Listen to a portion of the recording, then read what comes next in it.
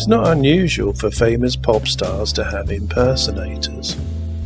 Jimmy Savile was introducing doubles back in January 1963, on stage at the Granada Cinema, to an audience brave enough to venture out into Britain's Big Freeze, just 2 months before the Beatles played one of their early dates supporting Helen Shapiro on their first UK-wide tour. The only genuine act appearing in person with the Impersonators, other than Savile, were America's Johnny and the Hurricanes.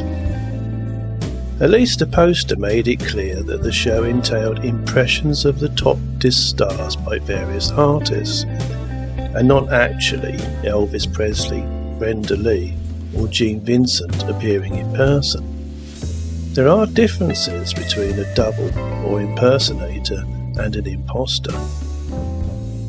Likewise, obviously, none of these people are Elvis Presley, Freddie Mercury, or Michael Jackson, especially that given all three are dead.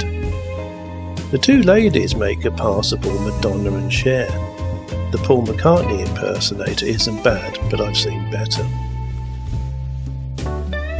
Nor is it unusual for generals and dictators or political figures to have doubles.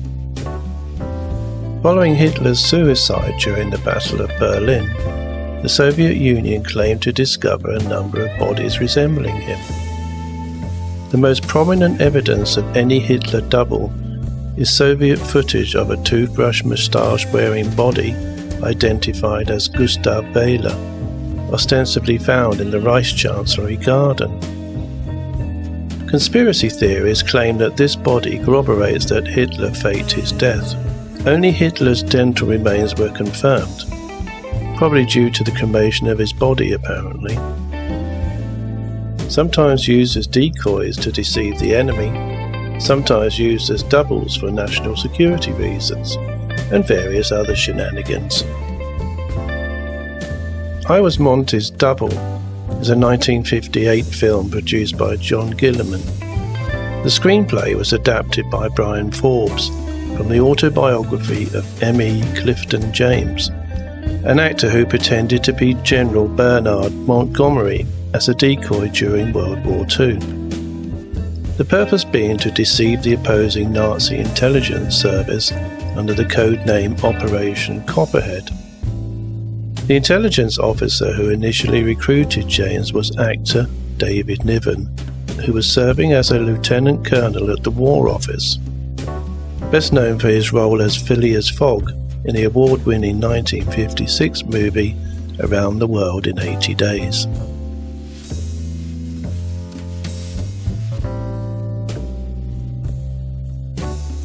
One useful way of determining who is who, or what is real and what is not, is by comparing ears.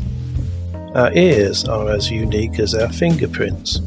Free lobes, or unattached, are the most common form in human ears. This type of earlobe is often large and hangs below the point of attachment to the head. Attached earlobes are not rare, but are also not commonly found. Earlobes of this type are small in size and are attached directly to the side of the head. Here are some examples.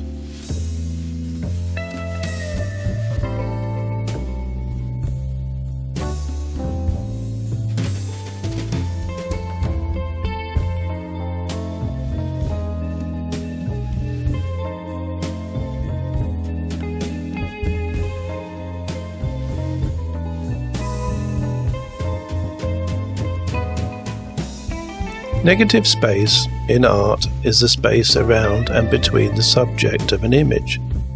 What does that mean? Take a look at the white area of the Apple logo.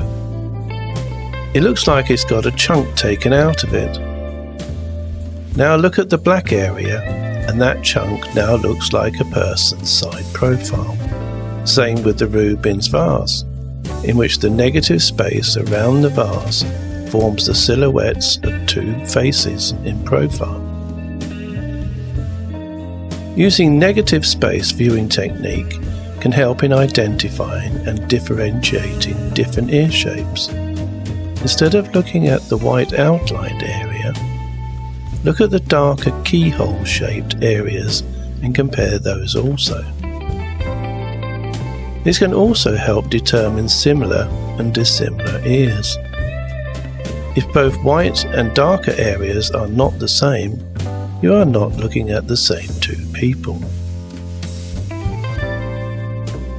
Using what you have learned about free unattached earlobes and attached earlobes, combined with negative viewing technique, see if you can match any of the 4 ears in the following slide.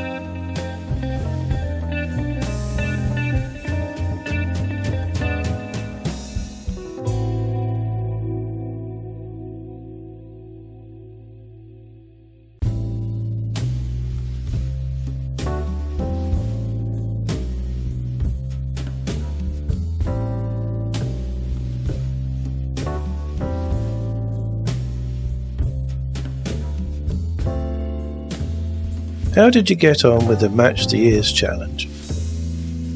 Couldn't find any ears that matched? Not to worry, neither did I. That's because they're all different.